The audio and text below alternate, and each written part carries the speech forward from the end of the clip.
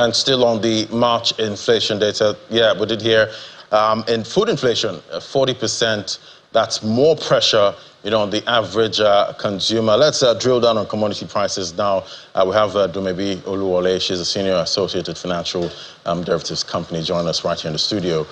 Great to have you, Dumebi. Thank you for having me. Good morning. And yes, I know you go to the markets, and definitely. How do you know? I'm sure you go to. Well, maybe you don't. Maybe you send somebody to the market at this time. But we're still 40%. Yeah. Food inflation. That's a big problem right now. It is. It is. I mean, it's obvious that we're still having a lot of issues on the food production end, and also the spillover effects of the Naira depreciating so much early on in March. So that's still having a spillover effect on food prices. But more importantly, I actually want to draw your attention to the month-on-month numbers. So month-on-month, the headline inflation actually slowed. Not so drastically, but it did decline. And what that is beginning to show is that to some extent, domestic commodity prices are beginning to abate, not very quickly, but it's beginning to happen. And even food prices on a month-on-month basis, it also declined just marginally by about 0.1%.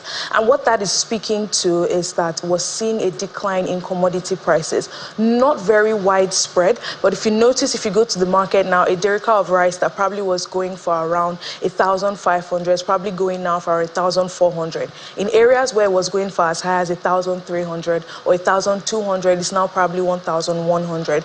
And interestingly, we're seeing a mixed movement across food prices, where we're seeing food prices that are domestically produced actually being more expensive than commodities that were imported. So what this means is that the sharp decline in the Naira within March, from middle of March towards the end of March, is beginning to somewhat have some impact on commodity price in the market. And remember that we said that as of the beginning of the year, we've seen the exchange rate pass-through effect somewhat dominate, or significantly push commodity prices or drive the headline inflation. As of February, the exchange rate pass-through effect did explain about 50% of inflationary pressures in Nigeria today. So with the Naira declining, we should begin to see commodity prices actually decline a lot more. But the thing is, with the uniqueness of Nigeria's market, and not only Nigeria's market, in developing markets generally, there is a longer time frame for the transmission mechanism for when policy changes happen and when they actually begin to translate to the outcomes that we want in the domestic market. And that period sometimes takes about 6 to 12 months. In some cases, it's even as long as 12 to 24 months. So while we do expect that the Naira's appreciation and to some extent the gradual slowdown in money supply growth to begin to translate to lower commodity prices, it will take time because there are a lot of other structural factors that are pushing commodity prices. And also, we know energy, has a way of playing into that inflation story. We're seeing the geopolitics in the Middle East at this time. And that's moving the oil market. And definitely, we want to see oil prices quite stable. But with what's going on now, everyone's, looking at what, Israel, might do next, in response, retaliation to the attack by Iran. And we've heard some numbers, for oil prices, if there's an escalation. So how much of this will play into the inflation story in the global space and right here in Nigeria? I mean, we've seen this happen like early in 2022. We have very good references for how geopolitical tensions spill over from the global economy into Nigeria. So the story would be no different. But the thing is, we have to look at the scenarios that are at play here. If there is an escalation, we already know what's going to happen.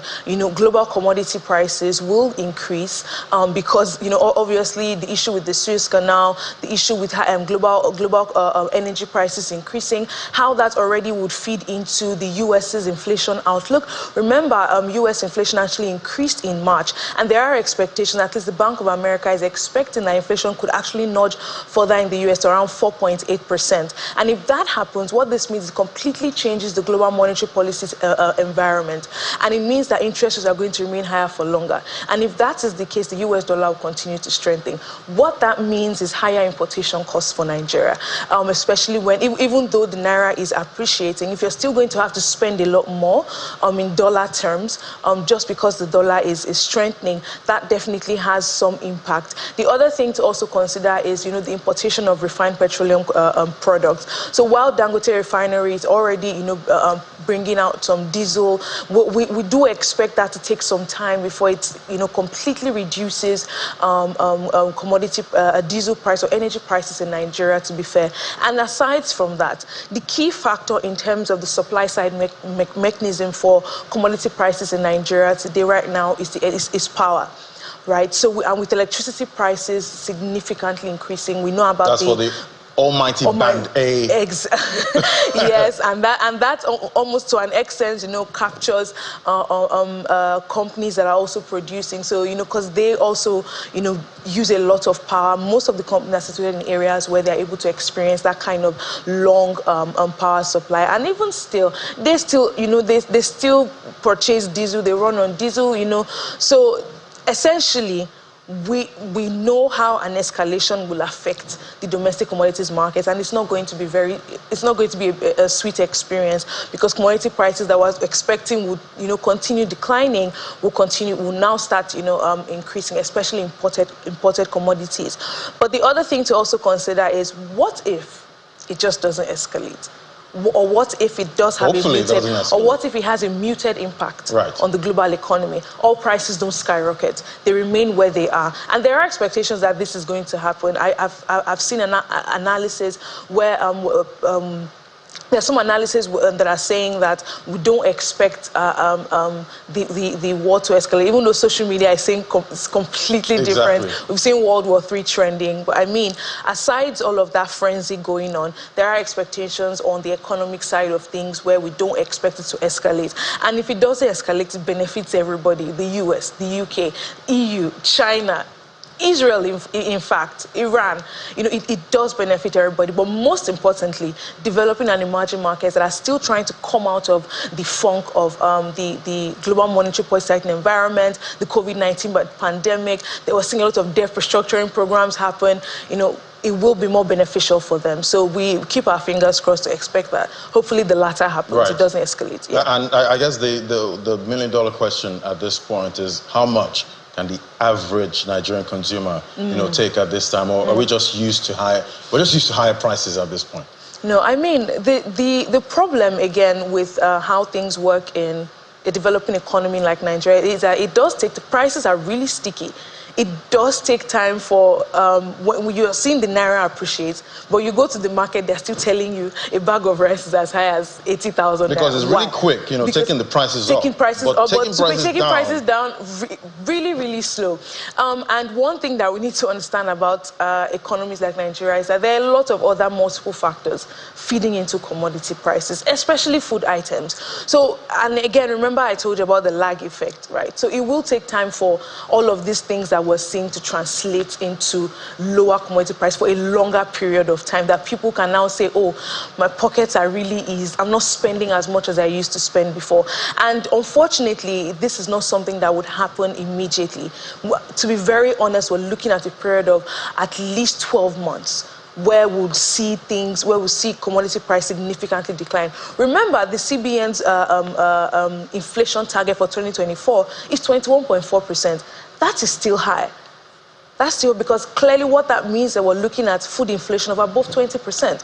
So meaning that compared to where you were in 2022 or even 2023, you will still be spending a lot more than what you were spending before, especially on food items. But of course, people would appreciate prices to decline. So the expectation really is that prices would fall, but it will decline at a very slow pace because of all the other factors. It reminds me of a joke I saw one time. You know, you're sitting at home. It's better you just stay home, because if you're just going out to get fresh air, 50K has left you about 100,000. Exactly. Just and like it's really something, especially when you consider the consumption basket of Nigerians. If you remember the 2019 consumer expenditure report by the NBS, where it did break down how much people spend, and you realize that food outside of home actually takes a lot more from people's pockets than food from like going to the market to buy food and then cook in the house. So imagine people that probably would enjoy fine dining or typically would like to order food and they imagine just one restaurant inflation. That would be incredible. It's extremely high. It's extremely high. So those are things that we do expect with food inflation. It will decline, but it will happen at a very slow pace. All right. I guess we'll look forward to what the MPC committee, what they do next with this data. Thank you so much, Abdulmabi Oluwole, Senior Associate at Financial Derivatives Company. Thank you so much. Thank you for having me. All right, so there you have it. Those are the numbers, and we'll take a very, very quick break. Then we'll come back. We'll just get a touch on some of the markets. That's a moment to stay with us.